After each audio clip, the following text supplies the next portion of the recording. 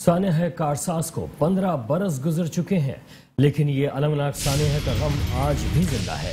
2007 में मोहतरमा बेनजीर भुट्टो के जुलूस पर कराची में खुदकुश हमला किया गया। सानेह कारसाज में 177 से जायद अफराद जाँ बहक हुए।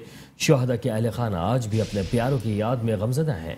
सानेह कारसाज के शोहदा की याद में मुख्तलिफ तकारीब का भी इनेकाद किया गया। ये दूसरा धमाका हो गया नाज़रीन।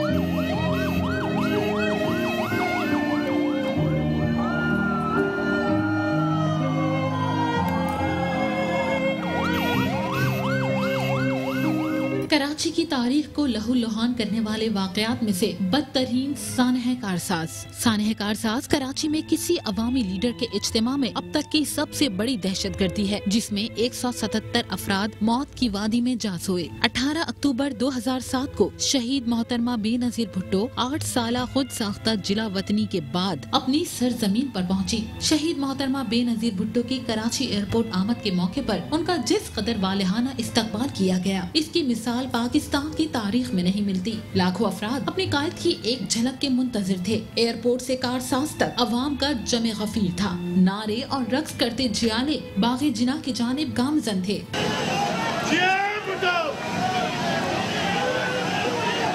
एयरपोर्ट से काफिला बिलावल हाउस की जानिब रवा था कि कारसाज के करीब शहीद मोहतरमा बेनजीर भुट्टो के ट्रक के इंतहाई नजदीक रात 12:05 पर यके बाद दीगरे 2 जोरदार धमाके हुए।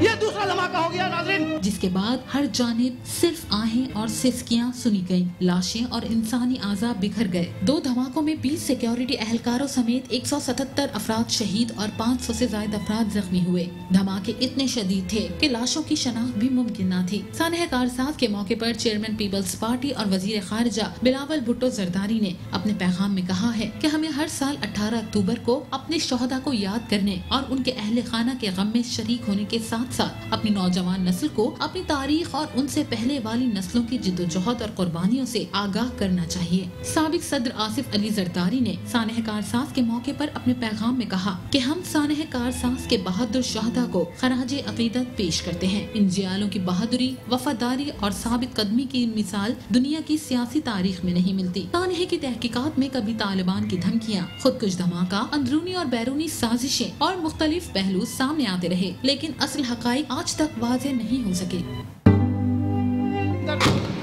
ये दूसरा धमाका हो गया नाज़रीन।